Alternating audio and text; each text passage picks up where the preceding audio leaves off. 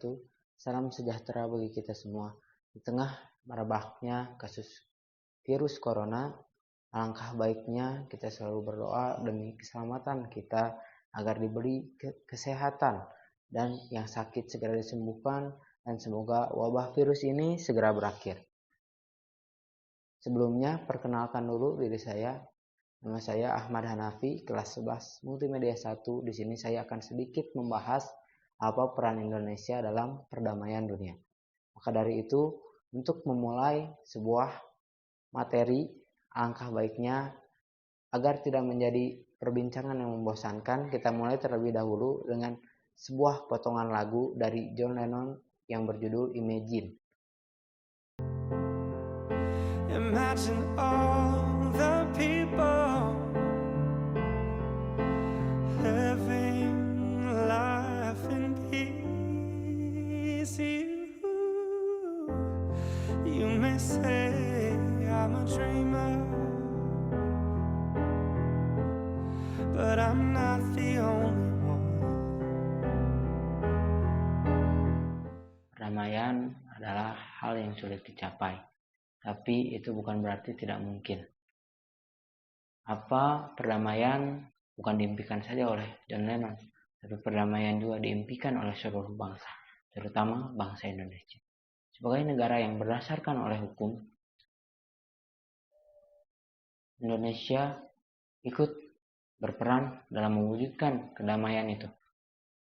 Dikutip dari situs resmi Kementerian Pendidikan dan Kebudayaan Republik Indonesia yang menyatakan bahwasanya ikut serta dalam mewujudkan kedamaian dunia adalah amanat dari pembukaan Undang-Undang Dasar Negara Republik Indonesia tahun 1945 pada alinea keempat, yaitu dalam rangka mewujudkan ketertiban dunia berdasar kemerdekaan, perdamaian abadi, dan keadilan sosial.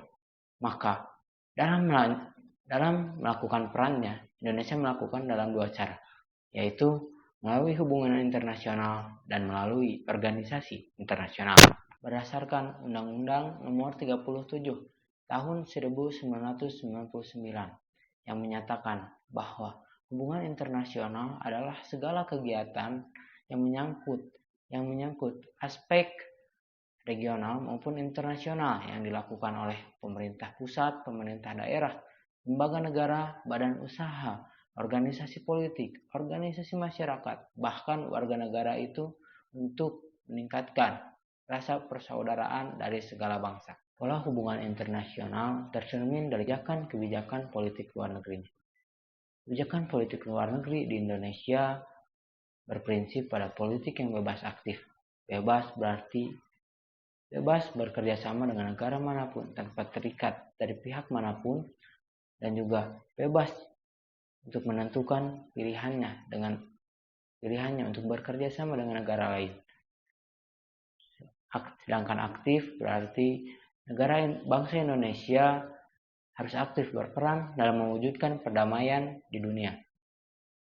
Politik bebas aktif pertama kali dikemukakan oleh Dr. Anas Muhammad Hatta pada tanggal 2 September tahun 1948 sebagai sebab bahwa upaya Indonesia tidak main-main untuk ikut serta dalam menjaga perdamaian di dunia. Pengertian politik luar negeri itu sendiri dikutip dari Goldstein. Politik luar negeri adalah strategi yang dilakukan oleh pemerintah negara sebagai pedoman di kancah internasional. Tentunya berbagai strategi harus memiliki prinsip dan landasan yang kuat, terutama politik luar negeri di Indonesia tentunya memiliki landasan tersebut. Yang pertama adalah landasan ideologis. Pancasila sebagai sumber negara tentunya menjadi salah satu sumber adanya politik luar negeri di Indonesia. Yang kedua adalah landasan konstitusional, seperti apa yang diamanatkan dalam pembukaan Undang-Undang Dasar Negara Republik Indonesia dalam alinea ke-1 dan alinea ke-2 serta pada pasal 11 Undang-Undang Dasar Negara Republik Indonesia tahun 1945. Yang ketiga adalah landasan operasional, seperti Undang-Undang Nomor 37 Tahun 1999. Landasan operasional tentunya sangat dinamis sesuai zaman dan kepentingan nasional. Lalu kembali lagi ke dalam materi yang awal, bahwa disebutkan ada organisasi internasional. Organisasi internasional dibuat yang bertujuan untuk memperbaiki tatanan dalam hubungan internasional, baik dalam aspek ekonomi, teknologi, sosial, budaya, dan lain-lain. Sama seperti yang lainnya. Setiap organisasi internasional tentu menginginkan anggota-anggota dari organisasi itu menjunjung tinggi perdamaian, terutama saat suatu negara sedang ada agresi, invasi, maka negara yang lain turut serta untuk menjadi penengah atau mediasi negara yang sedang dalam konflik. Maka organisasi internasional merupakan salah satu komponen penting dalam mewujudkan perdamaian dunia. Setelah membahas rangkaian teori tentang peran serta Indonesia dalam mewujudkan perdamaian dunia, maka sekarang kita akan membahas langkah-langkah konkret yang telah dilaksanakan oleh negara Indonesia untuk mewujudkan perdamaian dunia. Selanjutnya akan kita simak secara visual dalam video yang akan ada berikut ini. Langkah-langkah konkret yang telah dilakukan bangsa Indonesia dalam mewujudkan peranan mereka untuk menciptakan perdamaian internasional bisa kita lihat dari yang pertama, yaitu keikutsertaan dalam Perserikatan Bangsa-Bangsa. PBB atau Perserikatan Bangsa-Bangsa merupakan salah satu lembaga internasional terbesar dengan efek yang sangat besar. Indonesia telah banyak berkontribusi di sana. Salah satunya mengirim pasukan Garuda dalam misi perdamaian PBB. Yang kedua ada Konferensi Asia Afrika. KAA di Bandung dihadiri oleh 29 negara yang sedang menghadapi konflik.